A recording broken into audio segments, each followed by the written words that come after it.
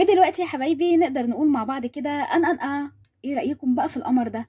طبعا كده اللحمة دايبة معانا خالص وباينة خالص كده اهي.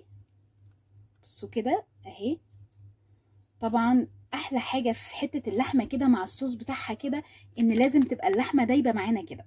اتمنى ان الوصفة تعجبكم وتكون خفيفة على قلبكم يا رب العالمين، وتزوروني دايما على قناتي على اليوتيوب حلة ضغط. بتمنى كل الوصفات تعجبكم يا رب العالمين، وتكتبوا لنا كده في الكومنتات اذا كانت اذا كنتوا حابين في وصفة معينة نعملها مع بعض ولا لا، علشان ده اللي هيرفع معانا الفيديو يا رب العالمين. ويا رب كل اللي احنا بنقدمه يا رب العالمين ينال اعجابكم. ويلا بينا نشوف العظمة دي عملناها ازاي. السلام عليكم.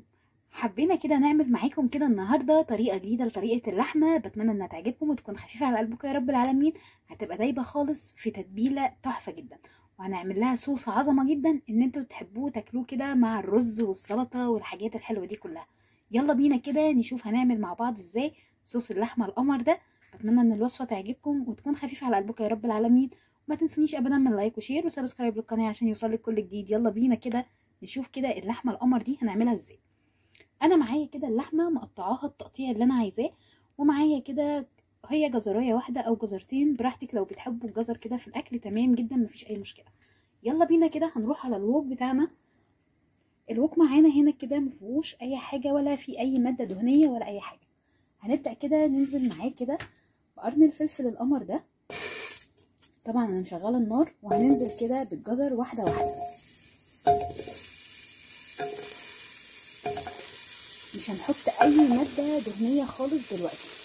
شايفين كده قطع اللحمه عايزينها تاخد كده لون قمر كده، هنسيبها شويه.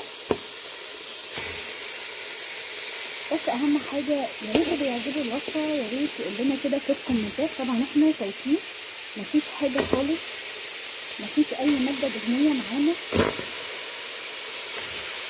اكيد احنا هنستعمل للاكله بتاعتنا ماده دهنيه بس مش دلوقتي خالص، عشان ناخد صوص طعمه حلو جدا. كده احنا حطينا اللحمه بتاعتنا كلها كده، هنسيبها تنزل كل العصارات بتاعتها ونرجع تاني نشوفها، نغطيها ونرجع تاني. اهم حاجه ان احنا في الوصفه بتاعتنا ان احنا لازم نكون مخلينها على نار هاديه خالص. هنسيبها تنزل كل العصاره بتاعتها ونرجع تاني، هنغطيها ونرجع تاني مع بعض. بتمنى دايما تعملوا لي لايك وشير وسبسكرايب للقناه عشان يوصلك كل جديد باذن الله يا احلى متابعين. وطبعا يا حبايبي احنا خلاص كده حاطين كده اللحمه معانا كده على النار. طبعا احنا شايفينها كده هي منزله ميه، العصاره بتاعتها منزلاها كده. هنسيبها خلصنا كده الوصفه بتاعتنا، لا لسه ما خلصناهاش، لسه هنسيبها تنزل كل العصاره اللي جواها، عشان عايزين حته لحمه دايبه كده. مش قادره اقول لكم قرن الفلفل ده كده مع حته الجزره كده بجد مخليه الريحه تحفه جدا. هنسيبها كده على النار، وطبعا على نار هاديه خالص تاخد وتدي مع نفسها كده ونرجع تاني. انا حبيت اوريكم التفاصيل بتاعتها كلها واحده واحده. طبعا احنا شايفين الميه فيها. طبعا انت تقدري بقى تعمليها كده بجد، هتاخدي منها احلى صوص بجد، حاجه كده عظمه. هتعتمديها في سفرتك في سفرتك في العزومات، وعلى طول هتعمليها، وسهله جدا وما فيهاش اي مجهود. ممكن تعمليها عادي على العين الكبيره، بس الاحسن ان انت تعملي الاكل كله على العين الصغيره، بجد بتدي ريحه تحفه جدا في البيت. هنسيبها كده شويه مع بعض ونرجع تاني نشوف هنعمل ايه في وصفه. هنا كده يا حبايبي خلاص كده اللحمه اتشوحت معانا. طبعا الوش دوت هو ما اتحرقش ولا اي حاجه، قعر الحله معانا كده ما اتحرقش ولا اي حاجه. ده بيدي اللحمه طعم للصوص بتاعنا تحفه جدا. طبعا كده الصوره واضحه خالص معانا كده. هنعمل ايه هنا بقى كده؟ هننزل عليها بمعلقه كده من السمنه. هننزل هنا كده معاها بمعلقه كده من السمنه. وطبعا اختيارك للسمنه او الزبده او للزيت هو ده حاجه بتخلي الوصفه معانا تحفه جدا. بعد ما هنجيب السمنه كده او الزيت بقى اي ماده دهنيه انت عايزاها، هنشوح فيها اللحمه بتاعتنا القمر دي. بصوا الصوص ده بقى كده هيبدا يدخل كده معانا في التسويه، بجد بيكرمل كده معانا اللحمه ويخليها تحفه جدا. بصوا اللحمه كده شكلها تحفه. طبعا دي بقى مع شويه رز كده والصوص اللي هنعمله هتاخدي اطعم صوص بجد، هيبقى حكايه. خلاص احنا كده قلبنا اللحمه وقلبنا الخضار بتاعنا معانا هنا كده يا حبايبي. حضرنا كده علبتين كده من الزبادي علشان خاطر ناخد اطعم صوص، وهنبدا ننزل كده بالزبادي بتاعنا كده، وهنقلب كل الكلام ده مع اول معلقه كده من الزبادي. ما ينفعش كده ننزل بالعلبه كلها مره واحده عشان ما تعملش معانا اي تكتلات ولا الكلام ده كله. هنبدا كده، بصوا كده شايفين كده معانا الحله بجد بقت حاجه كده وهم، مش قادره اقول لكم بجد الريحه عامله ازاي. هنبدا بقى دلوقتي خلاص المعلقه التانيه راحت، هنبدا ننزل بمعلقه تانيه ونقلب ونكرر كل الكلام ده كده مع بعضه لحد لما نخلص علبتين الزبادي. هنفضل نقلب نخلص كده علبتين الزبادي معانا ونرجع تاني ونشوف هنكمل وصفتنا ازاي. بس بجد هتاخدي احلى صوص وهيبقى طعمه طعم جدا في الاكل. بجد هتأدمني بجد الاكله دي لان هي بجد خفيفه قوي وحلوه جدا. خلاص كده هنقلب كل المكونات كده وهنبدا نعمل معانا علبه الزبادي الثانيه. ما ينفعش ان احنا ننزل بالعلبتين او بالعلبه ايا كان الكميه اللي هتحطيها للزبادي، ما ينفعش تنزلي بيها مره واحده عشان ما تكتلش معانا في الحله. خلاص كده المعلقه اللي احنا حطيناها خلصت، هنبدا ننزل بالعلبه اللي بعدها.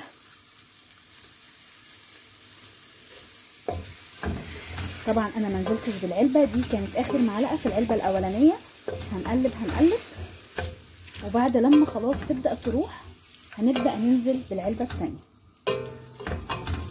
طبعا احنا شايفين كده الوك بتاعتنا شكلها عامل ازاي، مش قادره اقول لكم بجد ريحتها عامله ازاي. هنعمل العلبه الثانيه بنفس الطريقه ونرجع تاني علشان ما اطولش عليكم الفيديو. بتمنى بس تعملوا لي لايك وشير وسبسكرايب للقناه عشان يوصلك كل جديد، ودايما تبقوا واقفين في ظهري زي ما كنتوا واقفين في ظهري في قناتي الاولانيه، علشان الغلط اللي انا عملته في القناه الاولانيه باذن الله مش هكرره تاني في القناه ديت. بتمنى كل متابعيني حبايبي اللي كانوا معايا في قناتي يتابعوني ويجوا لي هنا على قناتي على اليوتيوب حل الضغط. بتمنى كل الوصفات اللي بنقدمها تكون خفيفه على قلبكم يا رب العالمين، وتفضلوا دايما في ظهري يا احلى متابعين يا رب. يا رب كل متابعيني اللي كانوا معايا في قناتي الاولانيه يجوا لي هنا بقى، علشان خلاص بجد يعني انا عماله انزل في الفيديوهات وحاسه ان انا لوحدي في القناه. بتمنى ان الوصفات كلها تعجبكم وتكون خفيفه على قلبكم يا رب العالمين. ودلوقتي يا حبايبي بعد ما خلاص كده نزلنا الزبادي بتاعنا كده معانا كله، بدات هنا كده معايا كده فصين من الثوم مقطعوهم كده تقطيع بسيط. عايزه تفرميهم تمام مفيش اي مشكله، عايزه تقطعيهم كده برضو مفيش مشكله عشان يدوا طعم اكلتنا طعم تاني. هنبدا بقى دلوقتي في الخطوه دي كده هنشوح كده معانا اللحمه بالصوص. طبعا احنا كده شايفين الصوص بتاعها بادئ شكله يبقى عامل ازاي.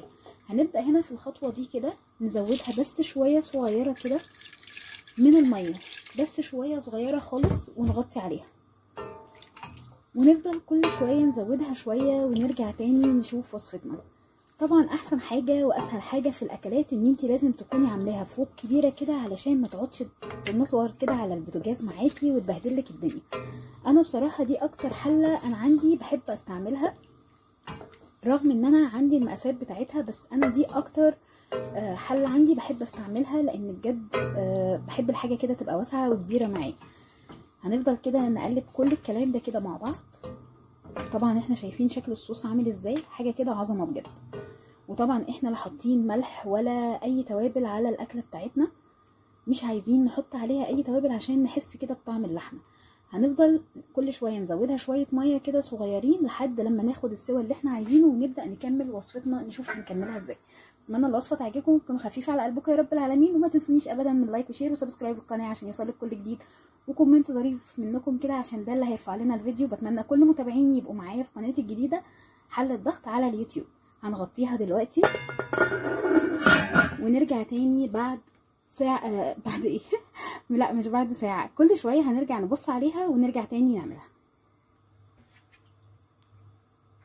وطبعا هنا كده يا حبايبي معانا كده البسلة اللي احنا مجففينها مع بعض كده. لا انا كنت مجففاها في القناة التانية. معانا كده البسلة بعد ما طلعناها من التجفيف. واحلى حاجة بقى في الاكلة دي ان انتي تقدري تعملي معاها الخضار اللي تحبيه. انا هحط معاها كده البسلة لان انا ولادي بيحبوا البسلة جدا، وهنشوف هنحط معاها خضار ايه تاني. بجد الوصفة دي تحفة جدا وبتخلي مش قادره اقول لكم بجد ريحه الاكل عامل ازاي وهو بيستوي دلوقتي. طبعا انا بحط شويه صغيره كده من الميه كده، حبه حبه كده، وبعد كده ارجع ازود تاني لحد لما اخد السوا اللي انا عايزاه. طبعا احنا كده شايفين شكل الصوص بتاعنا عامل ازاي. طبعا بقى حابه تزودي بصل تمام مفيش اي مشكله. انا دلوقتي برضك هخرط معاكم بصلايه هنا كده، علشان خاطر انا عايزه الاكله دي تبقى غنيه من كل الخضار، علشان تبقى مفيده كده وكويسه لولادي. طبعا احنا لحد دلوقتي ما حطيناش اي توابل عليها، هنسيبها تاخد السوا اللي احنا عايزينه وبعد كده نحط التوابل اللي احنا عايزينها. بتمنى بس اهم حاجه ان احنا مش عايزين نكتر التوابل عشان نحس بطعم اللحمه بتاعتنا كده. اتمنى ان الوصفه تعجبكم وتكون خفيفه على قلبكم يا رب العالمين، وما تنسونيش ابدا من دعائكم وكومنت ظريف زيكم كده، علشان ده اللي هيرفع لنا الفيديو. بتمنى يا رب كل اللي يشوف الفيديو يعمل لي لايك وشير وسبسكرايب للقناه عشان يوصل لك كل جديد. يا ريت تقفوا جنبي لحد ما القناه تكبر تاني زي قناتي الاولانيه. بتمنى ان الوصفه تعجبكم يا رب العالمين، وتكون يا رب العالمين عاجباكم ودايما تعملوها باذن الله تعالى. وطبعا يا حبايبي طبعا احنا كده شايفين شكلها القمر كده. قطعنا البطاطس وهننزل عليها كده ونسيبها بقى تدخل في السوا بتاعها براحتها خالص، ونغطي عليها ونطلعها في سوا. اللحمه بتاعتنا لازم تبقى دايبه كده زي ما احنا ما بنحبها. يلا بينا كده نسيبها مع بعض. بس اهم حاجه وقبل اي حاجه يا ريت ما تنسونيش في اللايك وشير وسبسكرايب للقناه عشان يوصلك كل جديد. هنخليها كده تخلص كده مع بعضها بكبكه كده مع بعضها ونرجع تاني مع بعض. دلوقتي يا حبايبي خلاص كده خلصنا، جهزنا معاكم كده الاكله بتاعتنا. طبعا كده اللحمه دايبه معانا خالص كده، بصوا كده بتتفرتك كده من في السوا. دي احلى حاجه كده مع شويه الرز القمر دولت مع الصوص بتاع البطاطس واللحمه، بجد طعمها حكايه. بتمنى كل الوصفات تعجبكم يا رب العالمين، وتزوروني دايما على قناتي على اليوتيوب حل الضغط. بتمنى كل الوصفات تعجبكم يا رب العالمين، وتبقوا دايما في ظهري يا احلى متابعين. يا رب يا رب كل المتابعين اللي كانوا معايا على قناتي الاولانيه يجوا معايا على قناتي الثانيه، علشان ده اللي هينجح معانا القناه باذن الله تعالى. بتمنى كل الوصفات تعجبكم يا رب يا رب، كل اللي احنا بنقدمه ينال اعجابكم. يا ريت تفتكروني بدعوه حلوه كده وكومنت ظريف زيكم، عشان ده اللي هيرفع معانا الفيديو. بتمنى كل الوصفات تعجبكم، واشوفكم باذن الله في وصفه جديده، والسلام عليكم ورحمه الله وبركاته.